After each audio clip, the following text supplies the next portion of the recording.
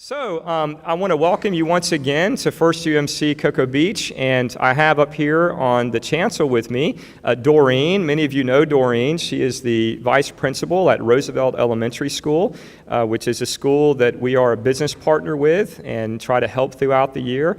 And then sitting next to Doreen is Shelly, who is our preschool director here at First UMC Cocoa Beach. And so this is our back to school Sunday, and I wanted to give them an opportunity to share with you a little bit about the needs of the kids here in Brevard County, especially in relation to their experience at the school, and to share also some volunteer opportunities that will emerge throughout the course of the year that you might be able to get involved in to help out. So the first question that I want to ask you gals up here is, what is the funniest thing that has ever happened to you as an educator?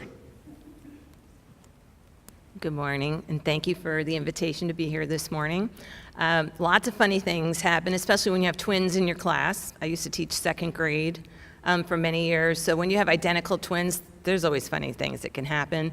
But one of my most memorable times was when I used to teach second grade, and then I, for some reason, decided to go to middle school. And I had my second grade class in middle school, so it was like a reunion. So that was a really special year that I will never forget. And those students and I are still in contact today. Thank goodness for social media, because you can find anyone. And so it's just kind of neat that we just have a continuing relationship to this day. Well, when Pastor Mark asked me to think of some of the funniest things, I was telling my husband they're so socially inappropriate that I could not talk about them right here, because usually it's a child mimicking their parent and saying something that's just you don't say in school, or definitely not in a preschool. So in thinking about it, I remember in our 2-year-old class at another child care center where I was working, I wasn't the teacher in the classroom at the time, but a lovely grandparent made a beautiful dollhouse, or not a dollhouse, a playhouse, and their children, his grandchildren had outgrown it. So he asked, would we like it? And we said, oh, it's gorgeous. Yes, it had 2 stories, and it had little windows with shutters, and it had like a little porthole window. It was just lovely. So the children were playing in it, and then there was this little girl. I call her Jenny because I still see her all the time, but I'll call her Jenny. And Jenny was looking out the windows, and she stuck her head out the porthole window. And Jenny had a big head, and Jenny's head got stuck in the window. And fortunately, the parents were really cool about it. We called them, and they laughed about it. But the teacher was great. She took her book and the rest of the class and sat like with her back to the playhouse. And Jenny stuck her head out, and she was looking at the pictures, and all the children were around saying, "Hi, Jenny, hi, Jenny." And I think they finally got Jenny out with olive oil or Crisco or something, but the parents came and they got her out of there. And that's something I've never forgotten. Okay, the second question is, name 1 or 2 of the most significant needs of the kids at your school. And the reason why I'm asking this question is because many of us here have children, and it's become clear to me that my children live a pretty charmed existence, but not all children in Brevard County do. And so I want to give Doreen and Shelly a chance just to educate us a little bit about what some of the real needs are that we might not see unless we're in the trenches where they stand. Our number one need right now is enhancing our school security. We have to order additional walkie-talkies, and we, up to this date, did not have any security cameras at all. So we're looking for funding to help us with additional walkie-talkies and security cameras so that we can keep our students very safe. In addition to that, we've started something new this year. It's called the Principal's Lunch Account, and that's to help any student that goes through the line and for whatever reason maybe forgot their lunch or ate their lunch in the morning for snack time, or is just still hungry. Our kids are growing, and believe me, they could eat. So anyone can make donations to the principal's lunch account and hand that into the cafeteria manager, and that would fund any student who needs lunches for the rest of the school year.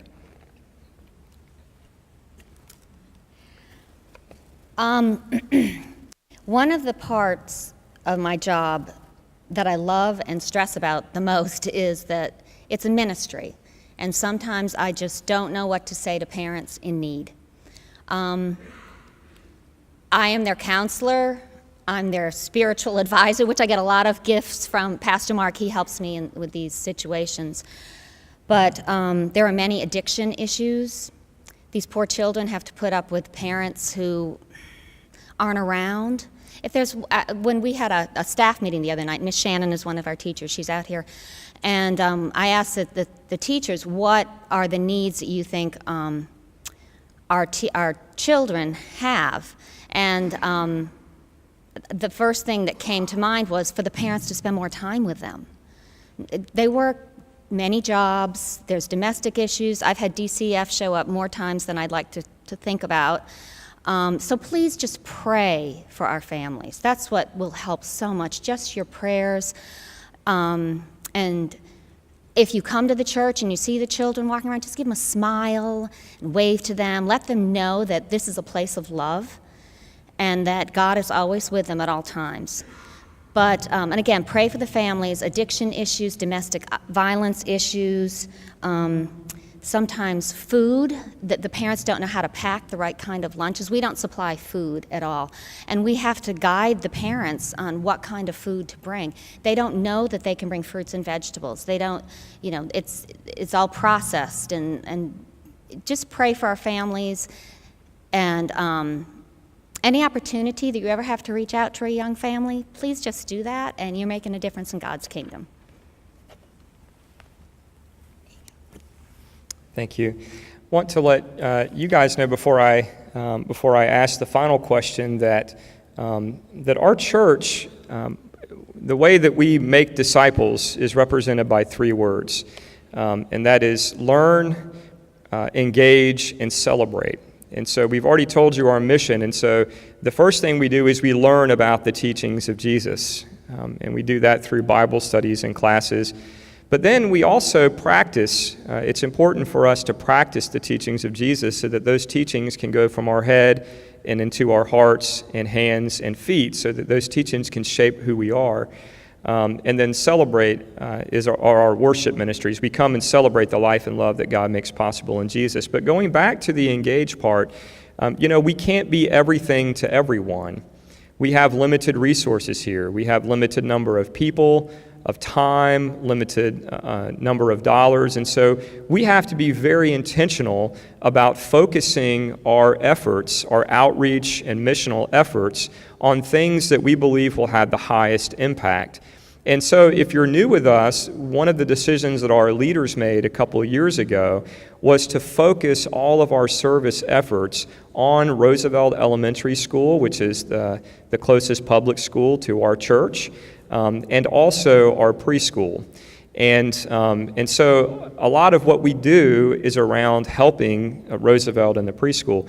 And one of the things that we're going to be doing for our preschool here in Thanksgiving, Debbie is here. Debbie, raise your hand. Debbie is on our Engage Ministry Planning team. And we're going to be providing, we're going to have Shelly help us to identify the families who are in need in the preschool. And there are many, many families in the preschool who rely upon what's called ELC money, which is supplementary money to help them because they can't afford to send their kids to daycare or to preschool. And we're going to try to identify the most needy families, and then if they are willing to receive help, we're going to provide a full Thanksgiving for them. We're going to be putting together big bags of food. We're hoping to get food for multiple days, and then we're working in partnership with Publix and hope that they will provide some gift cards so that those families can then go and buy turkeys and have a nice Thanksgiving dinner. So there are ways that we're going to be presenting to the congregation to get involved by helping both Roosevelt and the preschool. But I want my final question to be this. As you think about the year to come, based on past experience, what are some of the volunteer opportunities that will arise where you can really use the most help. And so I'm going to let them share, and I want to invite you, if you have an iPhone or a tablet, or, I mean, if you have a Microsoft phone, I'm sorry, but no, I'm kidding. Are you guys asleep this morning? So take out your phone or grab a piece of paper and the announcement sheet and a pencil in front of you, and I want you to write down some of these opportunities that they speak of that appeal to you, because after they answer this final question, I'm going to be telling you how you might be able to get involved. So the question again is, in anticipation of the coming year, what are some things that these folks out here can do to support the mission of your school? First, I'd like to say thank you to the volunteers that do come out. We love seeing you every day. We are so happy when you join us for whatever effort that you are helping us out with. My number one need is assistance in the cafeteria. We're a very small staff.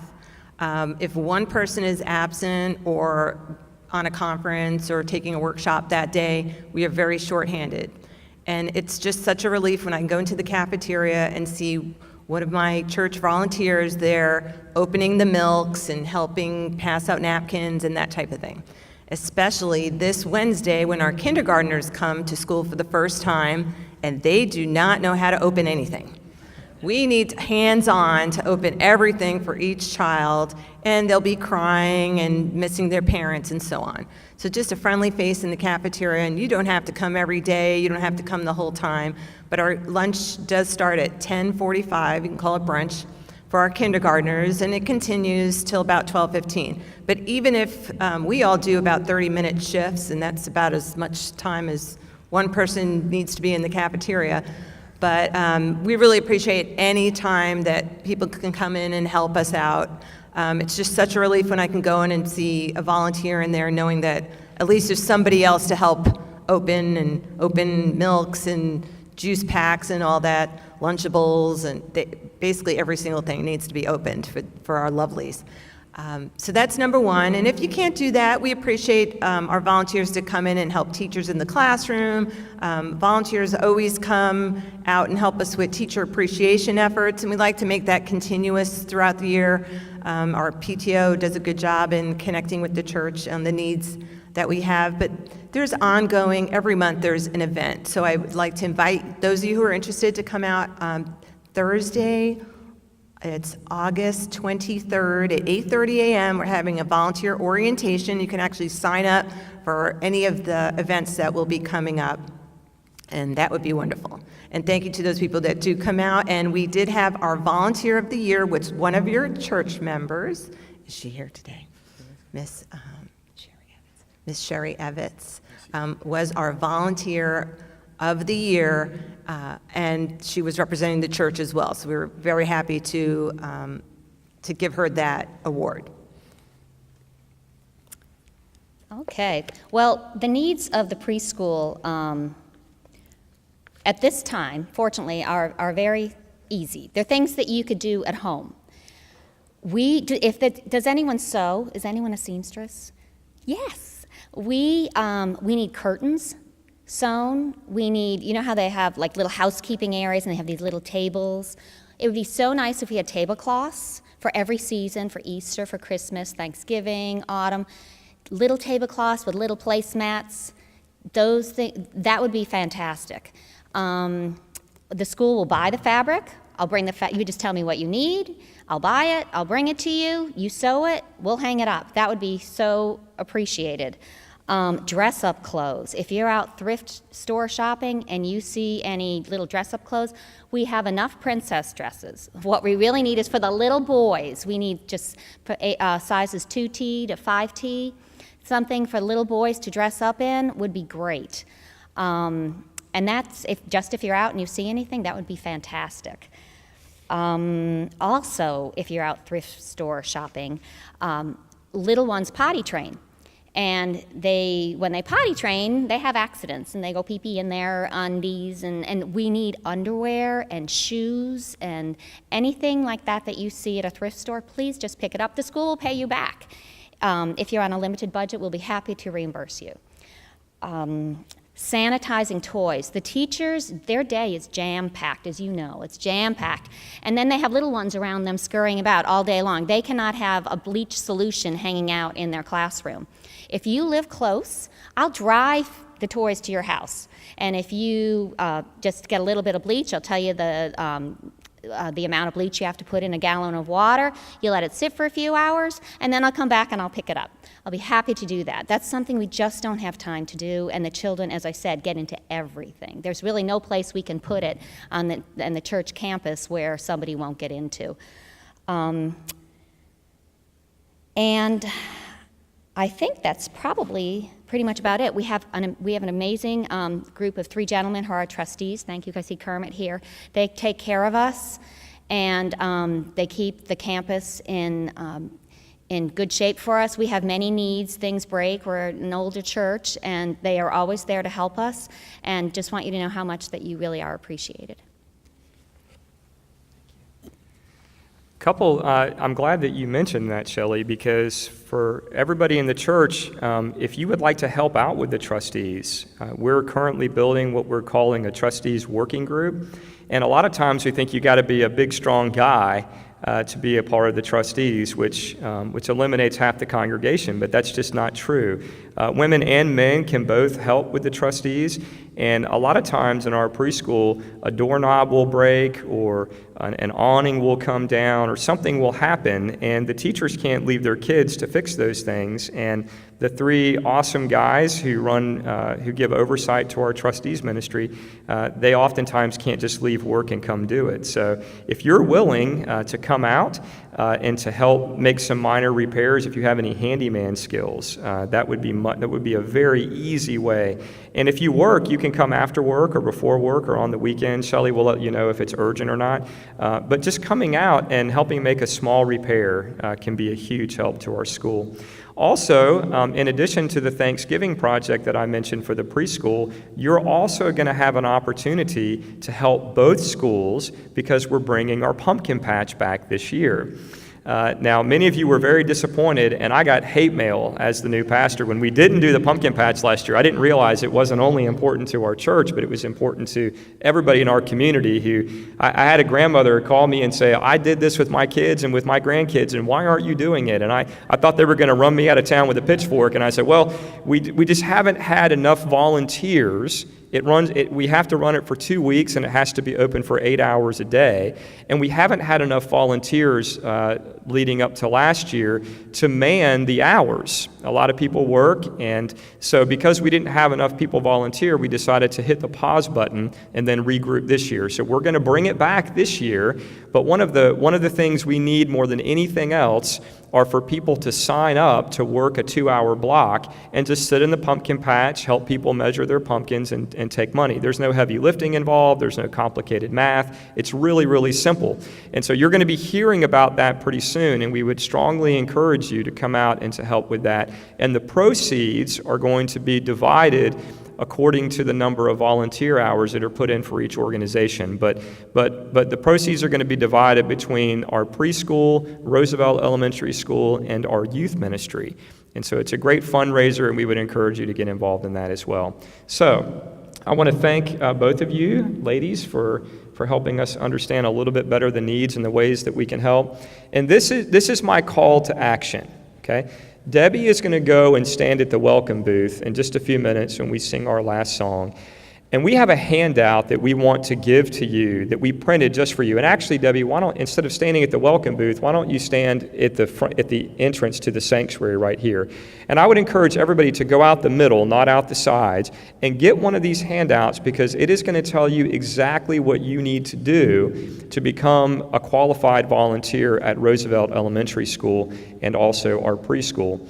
There is, Doreen mentioned the orientation. Can you mention that time again, Doreen, just so you guys can write it down and put it on your calendar? 8:30 on the 23rd. Okay, so 8:30 a.m. on the 23rd of August. They're going to give you a lot of information as well. But the number one thing that you can do today after getting your handout, which will give you a lot of information, is to sign up to be on our volunteer email list. Now, when you put your name and email down, you are not committing to a specific project. But what happens is that Shelly or Doreen will send me and some other folks in our ministry, they'll send us an email and they'll say, hey, I need volunteers for the book fair. Hey, I need volunteers to help with the Christmas store. Or we're going to have a fundraiser, a baked ziti dinner. We need people to come and serve food. And as they communicate with us their needs, we want to be able to forward those emails to people who are open to the possibility of volunteering. So when you get that email, there will be a name and and contact information for whoever you need to follow up with if you can do it. So you get the email, you check your calendar. If it's something that you can do, then you directly follow up with the person that they have that they've connected to that, and then you on your own time, according to your own calendar, can go and help. Does that make sense? But if your name is not on that email list, then you're not going to know what the needs are, and you're not going to know how you can help meet those needs. So do not leave this morning until you do what? Sign up on the email list. Say that with me. Sign up on the email list and get the handout on the way out. If you'll do that, somebody say amen. Okay. At this time, we're going to invite all of our teachers, administrators, and school staff, whether you're at the preschool or any other school in the community, to come forward. And Cassie Ehrenstoff, who is the vice principal at Quest Elementary School, is going to come forward, and we're going to pray for you just like we prayed for the kids. So if you are an educator, a staff person, or an administrator in any school system around here, we want to invite you to please come forward at this time.